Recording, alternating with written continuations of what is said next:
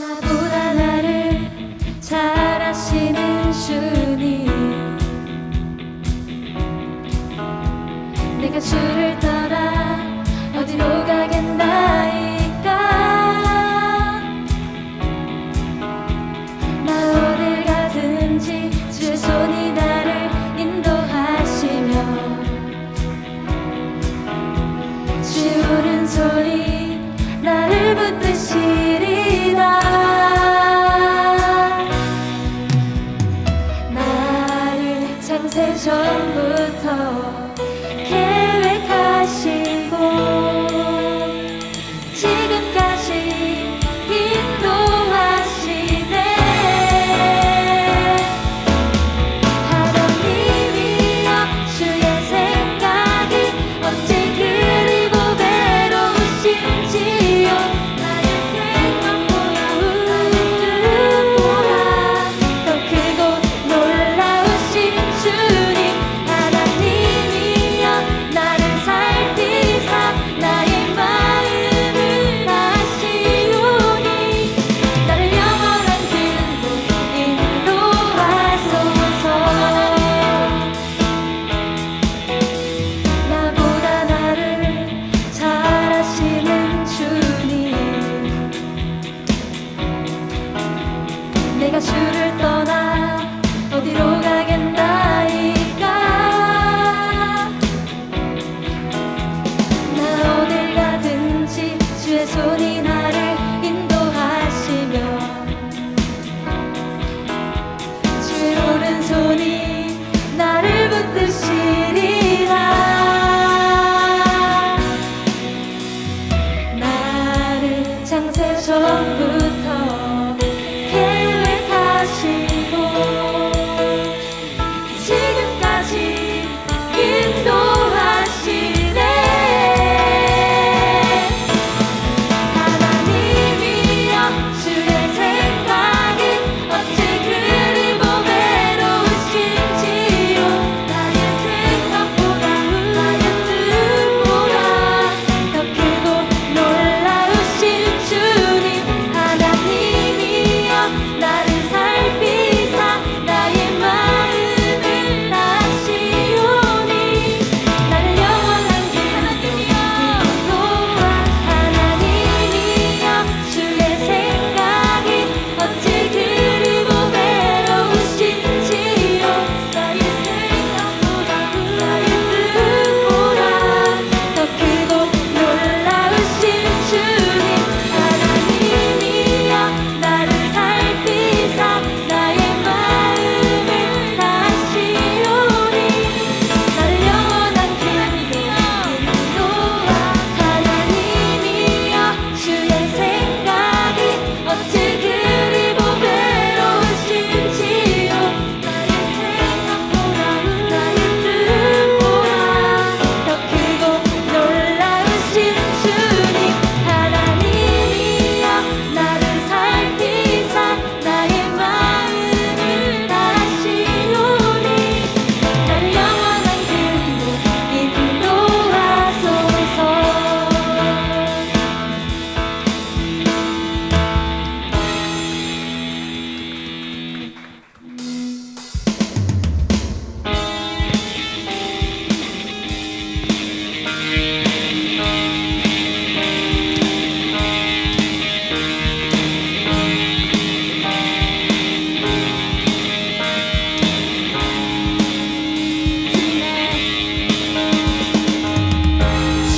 주님의 마음이 있는 곳, 주님의 시선이 있는 곳, 내가 있기 원하네.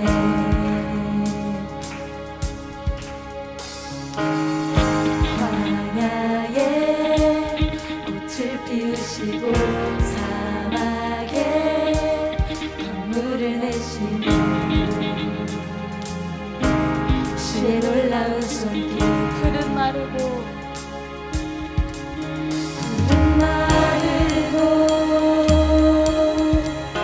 꽃이 시드나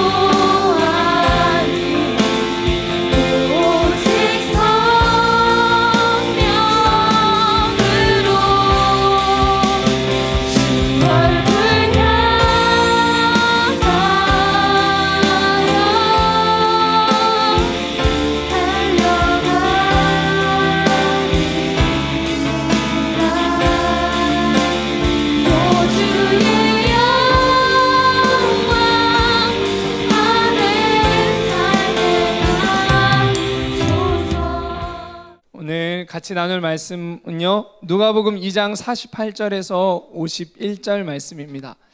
누가복음 2장 48절에서 51절 말씀. 네, 조회 큐티책 또 말씀을 적으실 거 꺼내시고, 또 성경을 집에서 계신 분들은 꼭 다시 한번 지참하셔서 화면을 보시기보다 성경을 펴고 보시면 좋겠습니다. 네. 자, 같이 읽기보다 제가 읽고요, 51절은 다 같이 읽겠습니다. 네, 의성이가 만족해하는 것 같아요. 그렇게 하니까. 오케이. 그의 부모가 보고 놀라며 그의 어머니는 이르되, 아이야, 어찌하여 우리에게 이렇게 하였느냐? 보라, 내 아버지와 내가 근심하여 너를 찾았노라. 예수께서 이르시되, 어찌하여 나를 찾으셨나이까? 내가 내 아버지 집에 있어야 될 줄을 알지 못하셨나이까 하시니, 그 부모가 그가 하신 말씀을 깨닫지 못하더라. 예수께서 함께 내려가사 나사렛에 이르러 순종하여 받드시더라. 그 어머니는 이 모든 말을 마음에 두니라. 아멘. 오늘 말씀의 제목은 예수님의 청소년기 두 번째입니다. 하나님의 때에 순종하라예요. 계속해서 저희는 우리의 롤모델 되시는 예수님에 대해서 보고 있어요. 지난 시간에는 예수님의 청소년기의 모습을 통해 내가 누구인지에 대한 영적 자각이 필요하다는 것, 그 중에서도 하나님의 자녀된 정체성이 이 시기에 굉장히 중요하고 필요함을 같이 나누었죠. 오늘은 하나님, 이거 전에 이 말씀을 기억하고 여러분 하나님께 좀 가까이 나아가고 들이대는 그런 한 주 보내셨죠? 이 예배의 말씀의 또한 시작 시간인데, 이 하나님 아버지의 성품을 기억하셔서 더 가까이 나오시길 바랍니다.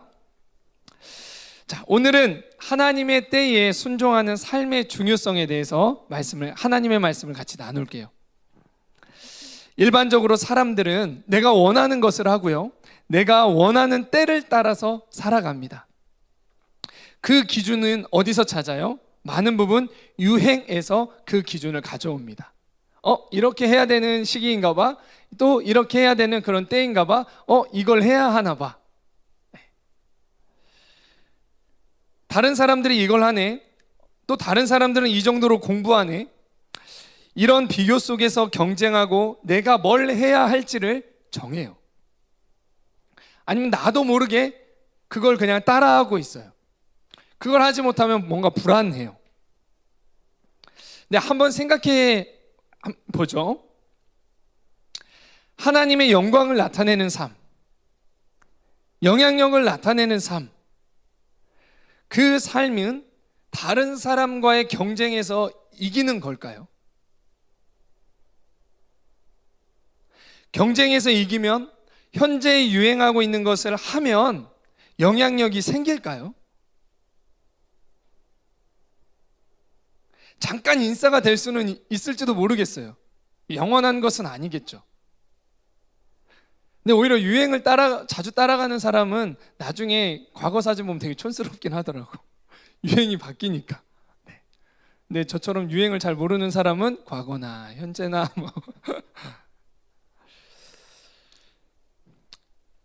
자, 예수님은 우리 가운데 뭐라 말씀하셨냐면요, 너희 중에 으뜸이 되고자 하는 자는 어떻게 해라? 경쟁에서 이기라. 유행을 따르라. 그렇게 말씀하시지 않았고 섬기는 자가 되라 라고 말씀하셨어요. 하나님의 사람들은 이 세상을 섬기며 진정한 영향력을 나타내기 위해서는 어떤 준비가 필요할까요? 가장 먼저는 세상의 노예, 세상의 자녀가 아니라 하나님의 자녀된 정체성이 필요합니다. 그리고 하나님의 때를 따라 살아가는 삶의 과정이 꼭 필요해요. 우리는 세상의 유행을 따라 내가 원하는 것을 하며 다른 사람과 경쟁하며 살 것이 아니라 바로 예수님과 같이 확고한 하나님의 자녀된 정체성을 갖고 하나님의 때에 순종하는 삶을 살아야 합니다. 그러할 때 이 과정 속에서 준비되어지는 거예요. 이 과정을 다른 말로 표현하면요, 훈련되어진다라고 하는 거예요. 이 과정을 통해 선한 영향력이 나타나게 돼요. 예수님은 하나님의 아들이시고 하나님이셨지만 이 땅에 오셔서 철저히 하나님의 때에 순종하는 삶의 본을 보여주셨어요. 예수님의 청소년기도 바로 이와 같은 모습을 우리에게 보여주셨죠. 오늘 이 예수님의 모습을 통해 하나님의 때에 순종한다는 것이 구체적으로 어떤 것인지 같이 한번 보도록 할게요. 하나님의 때에 순종하신 예수님을 따라함으로 삶의 건강하고 아름답고 풍성한 열매가 나의 삶 가운데 맺혀지기를 축복합니다. 자, 지난 주일에는 1번 내가 누구인지 영적 자각을 가지심에 대해서 봤어요. 예수님의 청소년기 1. 오늘은 하나님의 때에 순종하심이에요. 두 번째예요. 예수님은 6월절 절기를 예루살렘에서 지내셨죠. 그리고 예수님 실종 사건을 겪으시고 이제 다시 나사렛으로 지금 이제 오셨습니다. 그리고 예수님은 그곳에서 사셨어요. 자, 하나님의 때에 순종하신 예수님의 모습 첫 번째, 나사렛에서 사심이에요. 예수님이 사셨던 이 나사렛이 어떤 곳이었을까요? 나사렛. 당시의 종교 정치의 중심지는 어디였죠? 정수? 네, 예루살렘이었어요. 네. 그렇지만 나사렛은요, 예루살렘으로부터 멀리 떨어진 북쪽에 위치해 있는 시골이었어요. 요한복음 1장 45절 46절에 그것을 알 수 있어요. 자, 빌립이라는 제자와 나다나엘이라는 제자의 대화예요. 빌립이 나다나엘을 찾아 이르되 모세가 율법에 기록했고 여러 선지자가 기록한 그 일을 우리가 만났으니 요셉의 아들 나사렛 예수니라. 46절이요. 나다나엘이 이르되 나사렛에서 무슨 선한 것이 날 수 있느냐. 빌립이 이르되 와서 보라 하니라. 빌립과 나다나엘은 예수님의 12제자가 된 그런 사람이죠. 둘은 굉장히 베프였던 것 같아. 빌립이 먼저 예수님을 만났어. 예수님을 만나보니까 이 사람이 우리가 기다리던 그리스도시구나, 이거를 깨달았어요. 그리고 나서 찐친이니까 나다나엘을 찾아가서 얘기합니다. 모세가 기록해놨고 많은 선지자들이 기록한 그분이 있어. 그분이 바로 누구냐? 나사렛 예수야 라고 얘기를 해줘요. 나사렛 예수라는 것은 예수님의 출신을 얘기해요. 윤영이 어디 출신이야? 저 용인 출신인데요. 뭐 이런 거. 많은 예수가 또 있었나 봐요. 근데 용인 김윤영 뭐 이런 것처럼 나사렛 예수니라 이렇게 얘기를 했어요. 그랬더니 나다나엘이 비웃어요. 야, 우리가 그렇게 기다리고 고대했던, 우리를 구원하실, 우리의 삶을 정말 변화시켜 주실 그분이, 야, 고작 다른 것도 아니고 나사렛에서 난다고? 이렇게 얘기를 한 거예요.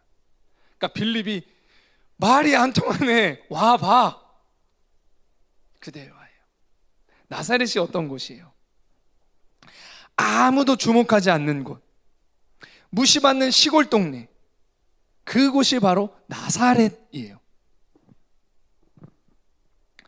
예수님의 어떤 공생의 사역을 하시기 위한, 그리스도로서의 사역을 하시기 위해서 나사렛이라는 동네가 그다지 예수님에게 도움이 되는 스펙은 아니에요.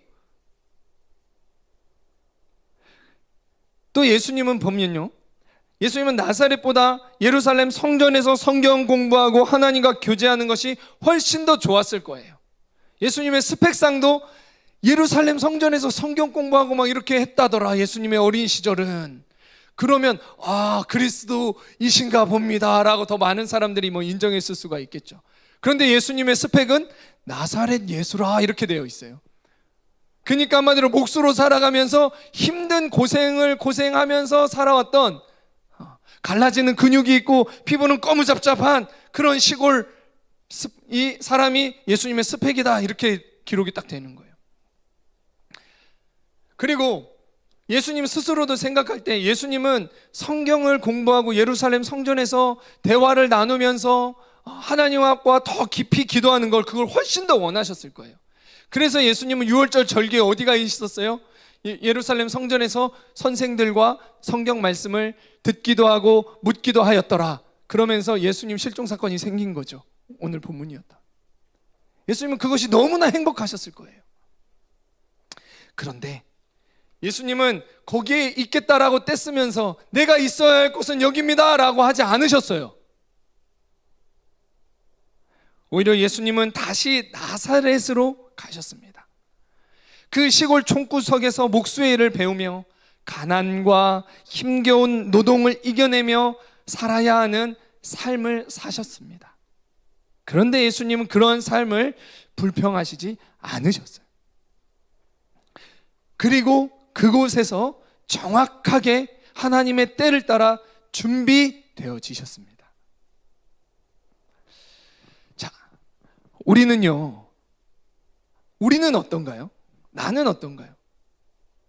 환경을 탓할 때가 있어요.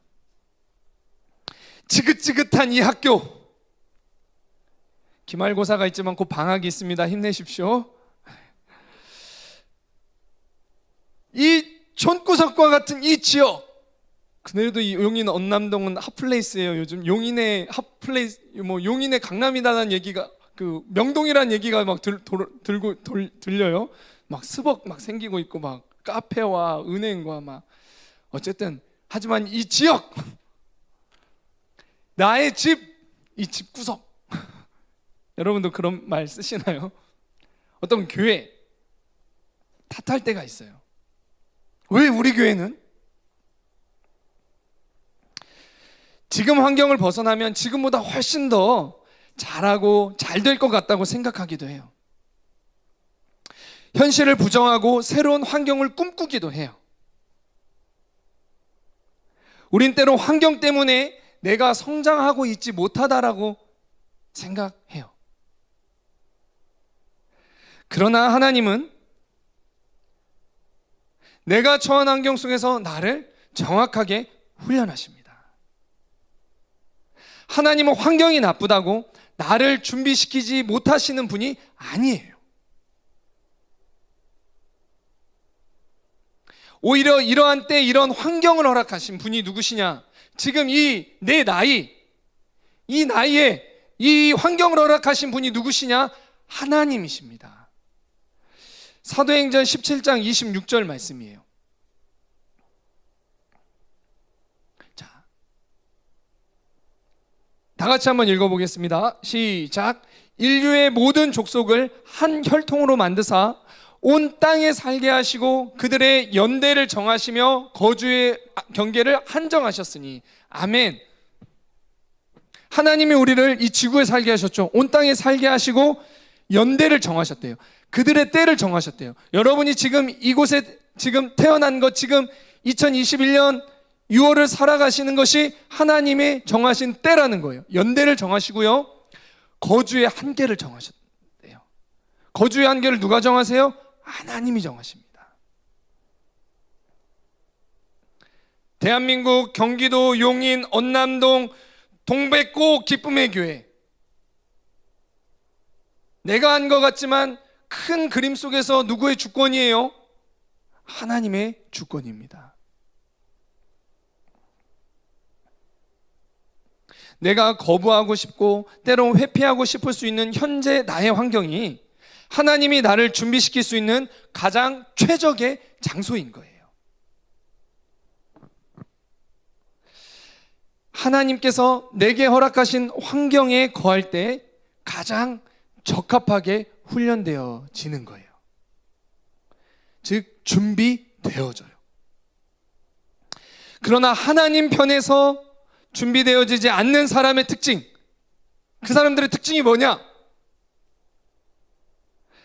나는 여기 있을 사람이 아닌데 지금 이렇게 있어서, 환경이 또한 이래서 라며 현실은 부정하고 다른 곳만을 동경하는 사람이에요. 감사가 없고 불평과 불만이 있어요.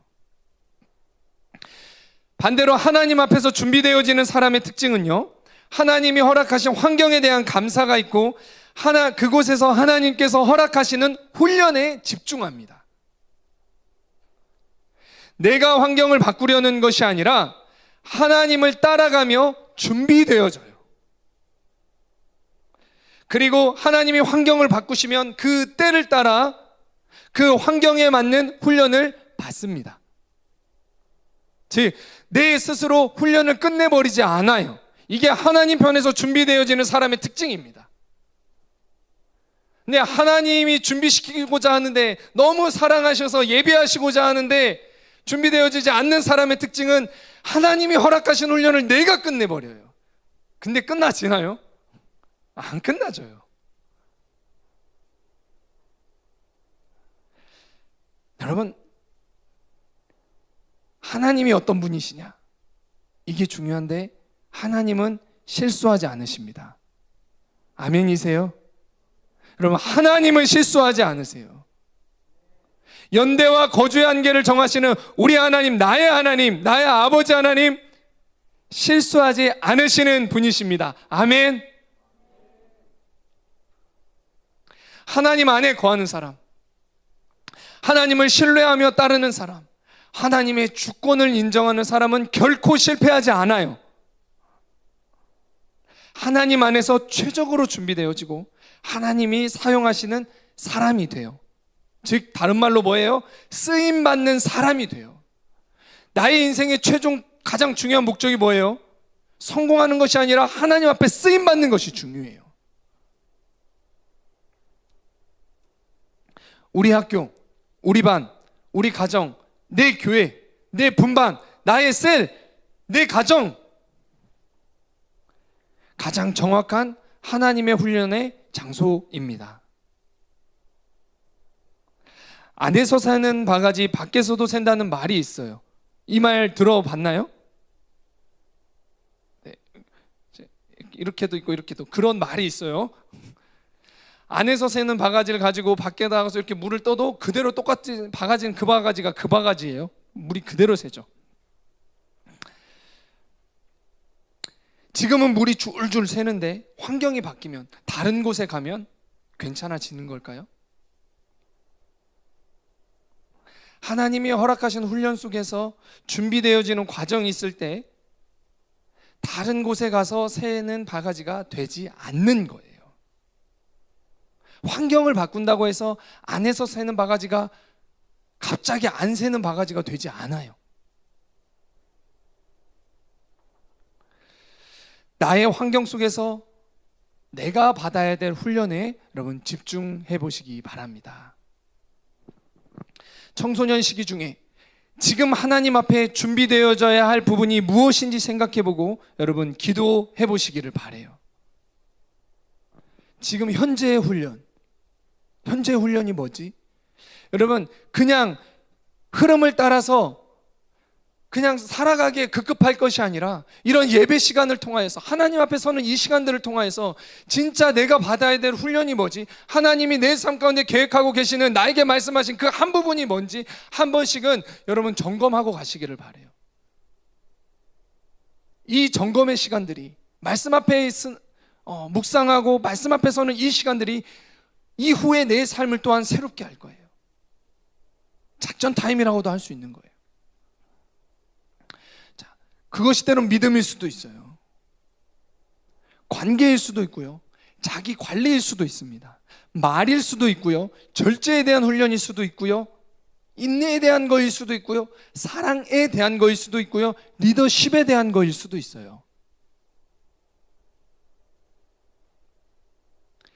현재 이때 이런 환경 속에 자기를 부인하고 하나님의 뜻에 순종할 것이 무엇인지를 한번 보시기를 바랍니다. 여러분, 그것을 다른 말로 하면 또 뭐냐면요, 자, 따라해 봅시다. 직면. 네, 이것을 직면이라고 하는 거예요.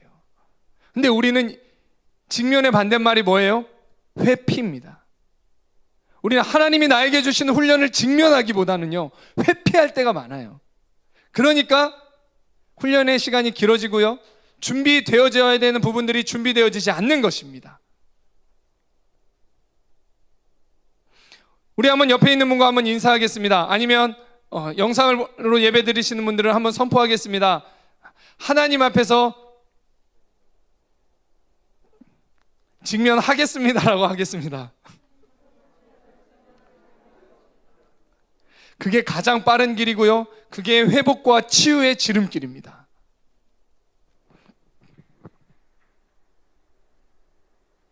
이런 영적인 직면 없이 환경만 바뀐다고 해서 새는 바가지가 온전한 바가지가 되지 않아요. 직면 없이 새는 바가지가 온전한 바가지가 되지 않는다. 네. 하나님이 허락하신 환경 속에서 먼저 준비되어집시다. 물론 새로운 곳으로 진로를 인도함 받을 때가 있어요. 하나님이 허락하신 환경에서 받아야 될 훈련을 다 마치면 다음의 진로의 문을 하나님께서 순적하게 열어주십니다. 시도하지 말라는 것은 아니에요. 그러나 내 훈련이 끝마치면 하나님이 순적하게 열어주심이 있어요. 우리는 그 때를 따라 사는 것입니다. 현재 환경에서 내게 주어진 훈련이 어렵게 여겨지는 분이 있을 수도 있어요. 그러나 이곳으로 인도하신 분이 하나님이시라면 앞으로 인도에 가실 분도 하나님이심을 믿으시기 바랍니다. 이게 믿음이에요.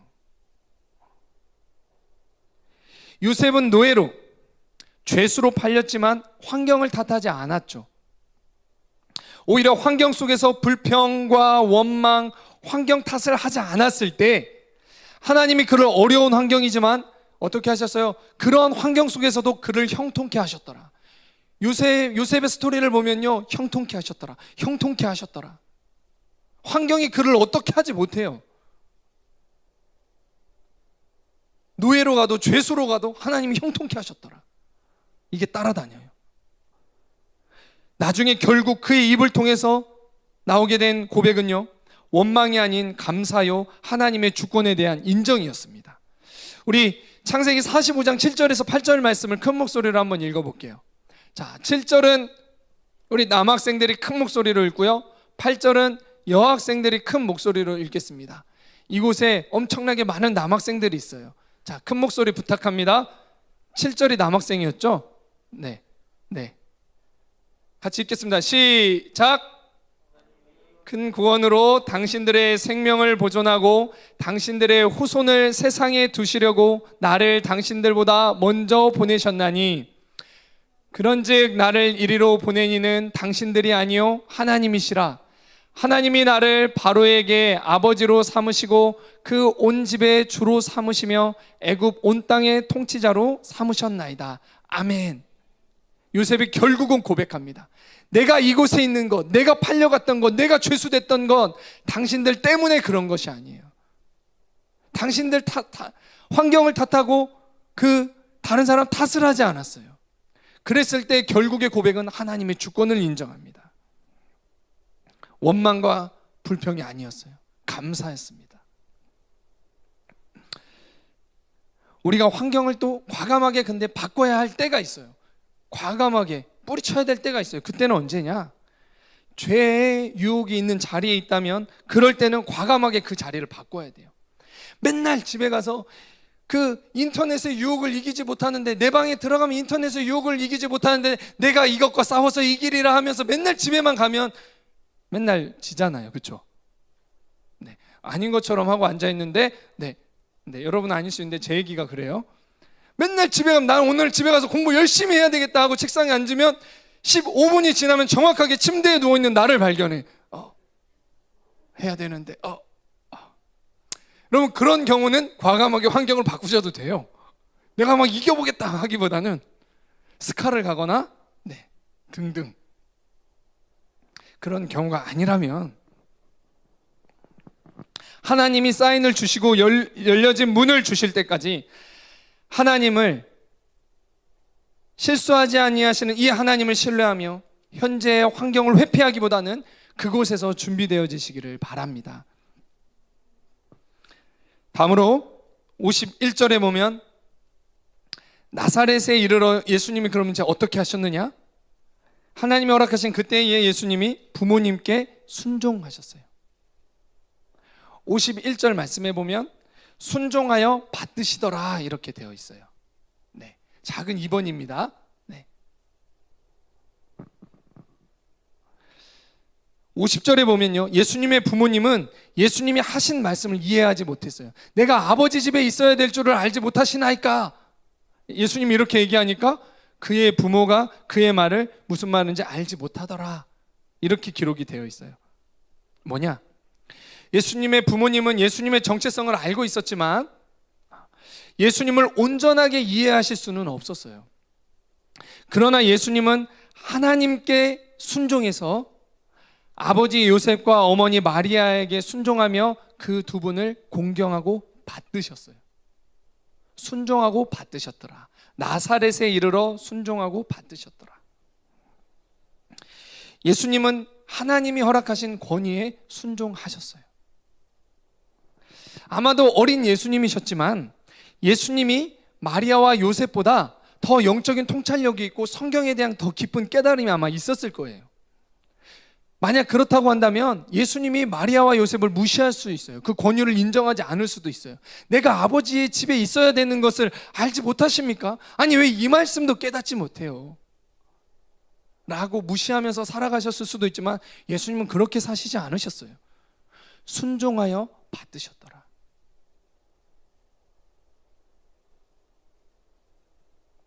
하나님이 그것을 원하셨기 때문이죠.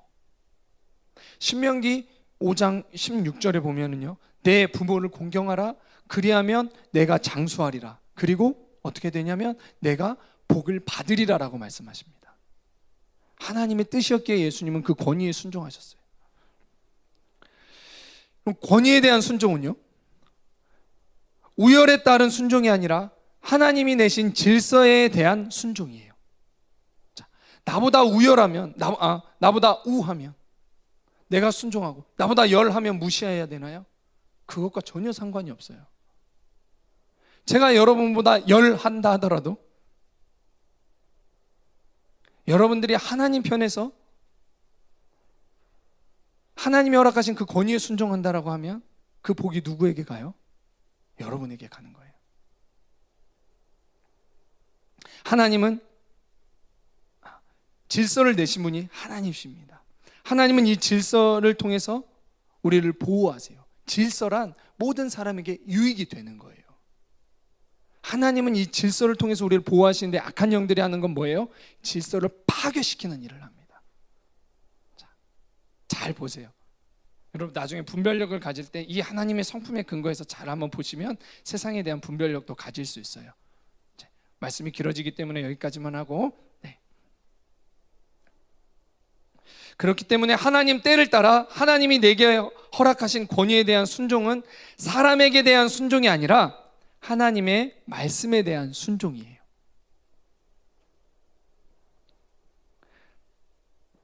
나를 이해 못하는 부모님일지라도 그 권위에 순종하고 공경하시기를 바랍니다. 나를 사랑하지 않는 듯한, 좀 뭔가 부족해 보이고 나랑 기질도 잘 안 맞는 듯한 선생님일지라 하더라도, 나를 이해 못하는 선생님일지라도 그 권위를 존중하시기를 바라요. 또 안 좋은 권위자를 통해서만 내가 준비되어지고 훈련되느냐? 그렇진 또 않아요. 좋은 권위자라 할지라도요, 하나님이 그 권위자의 관계 속에서 훈련하시고자 하는 그러한 부분들이 있습니다. 그 부분들을 돌파하셔야 돼요. 그 부분들을 직면하셔야 되는 거예요. 그냥 내가 좋아한다는 차원으로만 머물러서는 안 되는 거예요.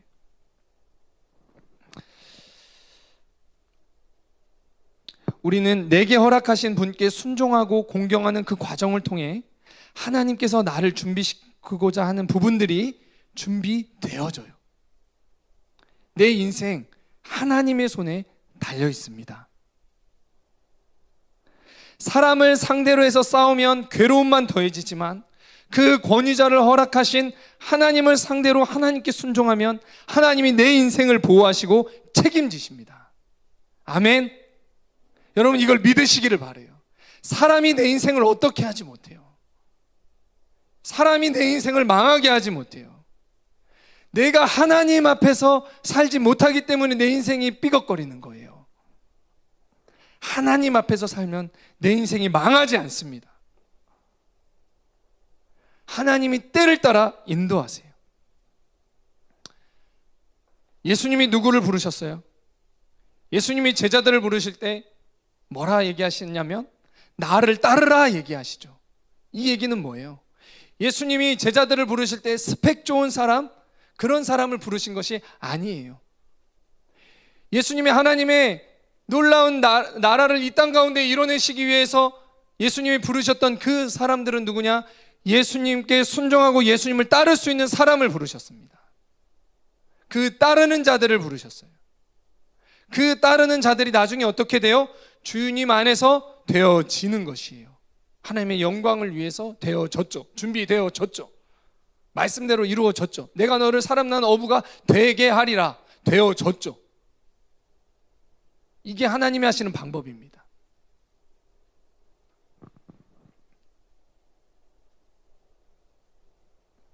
예수님의 권위 아래 거하는 사람만 준비되어지고 훈련되어질 수 있어요. 그래서 권위 안에 거한다는 것은요, 예수님의 말씀에 순종하는 것을 말해요.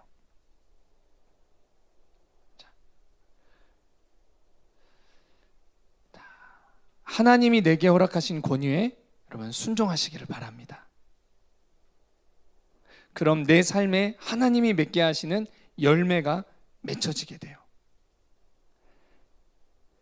내가 놀라운 열매를 만들어내는 그런 삶, 그것이 아니라 하나님이 맺게 하시는 열매를 맺게 돼요. 예수님 우리에게 말씀하셨죠. 예수님의 멍에는 쉽고 가볍다고 했는데 왜 내 삶은 수고하고 무겁죠? 항상 뭔가 짐진 것 같죠? 왜 이렇게 괴롭죠? 왜 그래요? 예수님 안에 거하지 않기 때문에 그런 거예요. 예수님 안에 거하면요, 열매는 자연스럽게 맺혀집니다. 내 삶에. 요한복음 15장 5절 말씀이에요. 나는 포도나무요 너희는 가지라. 그가 내 안에 내가 그 안에 거하면 사람이 열매를 많이 맺나니 나를 떠나서는 너희가 아무것도 할 수 없음이라. 아멘. 자, 예수님 안에 거한다는 건 뭐예요? 예수님의 말씀에 순종하는 거예요. 어떤 사람이 몸만 가까이 있다고 그 권위에 순종하는 걸까요? 아니에요. 그 말씀에 순종하는 사람이 권위 안에 있는 거예요. 한 공간에 있고 한 공동체에 있다고 해서 그 권위 안에 거하는 걸까요? 아니요. 그렇지 않아요. 그 말씀에 순종하는 자가 그 권위 안에 있는 거예요.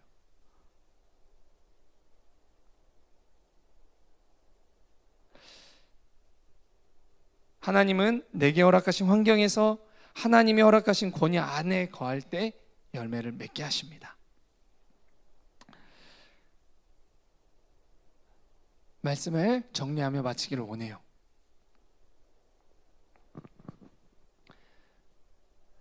우리는 자칫 현실을 부정하고 원망할 때가 많아요. 그러나 하나님은 바로 이때에 나를 훈련하시는 것이 있어요. 때를 따라 하나님 일하시니까요. 이때 이루실, 지금 나의 때에, 지금 이 청소년기 때에 이루실 하나님의 말씀이 있어요. 다음번에 더 잘해야지, 대학 가서 더 잘해야지, 다음을 말하기보다 현재 하나님이 내게 말씀하시고 깨닫게 하시는 것에 순종하는 훈련부터 시작하시기 바랍니다. 아멘. 하나님의 말씀이 좀 무겁나요? 네. 하지만 어쩔 수 없어요. 직면합시다. 이것이 될 때 준비되어지고 다음 훈련을 받을 수 있어요. 이것이 안 되면요, 이 훈련 끝날 때까지 다음 훈련을 하나님이 허락하지 않으세요. 그럼 나중에 어떻게 돼요? 자꾸 하나님과 싸우는 삶을 살아요. 하나님 나한테 왜 안 해주세요? 하나님 왜 저만 미워하세요? 하나님을 나중에는 결과적으로 내가 하나님이 허락하신 훈련에 불순종한 건데 자꾸 이제 하나님 상대로 자꾸 싸우고 불평하고 원망하고 하나님께 삐져 있고. 하나님 정말 사랑이십니다. 하나님 때론 매를 대시고요, 때론 훈련을 주시는 이유가 뭐예요? 나를 향한 나보다 더 큰 놀라운 계획이 있으시기 때문에 그래요. 그 하나님이 주시는 영적인 훈련은요, 아주 근데 정확해요. 내가 회피한다고 해서 그냥 하나님 그냥 얼렁뚱땅 넘어가시지는 않으세요. 자, 그래서 여러분들 이 청소년의 시기에, 지금의 시기에 이와 같은 삶의, 이와 같은 신앙의 자세를 먼저 훈련받으시기를 바랍니다. 이것이 너무너무나 중요해요. 여러분의 인생에 있어서 저의 인생에서도 마찬가지예요. 이것이 너무너무나 중요해요. 이것을 조금 더 어려운 말로 표현한다면 하나님의 주권을 인정한다라고도 얘기를 할 수 있는 거예요. 이것이 너무너무나 중요해요.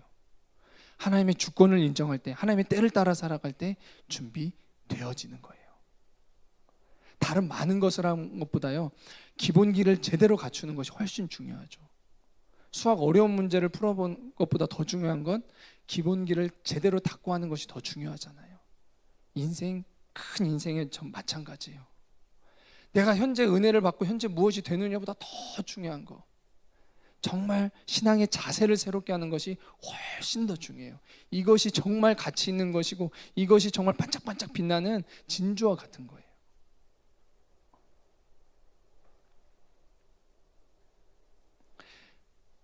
누군가 신앙 훈련을 시켜주는 분들이 있다라고 한다면, 여러분의 자세를 도와주시는 분들이 있다라고 한다면 감사하시기를 바랍니다.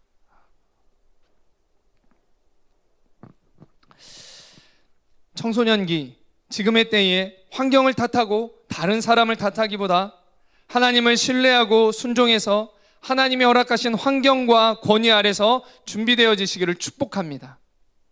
그럼 주님이 때를 따라 열매 맺게 하시고 때를 따라 새롭게 인도하실 것입니다. 이 하나님을 삶 가운데 경험해 가시기를 축복합니다.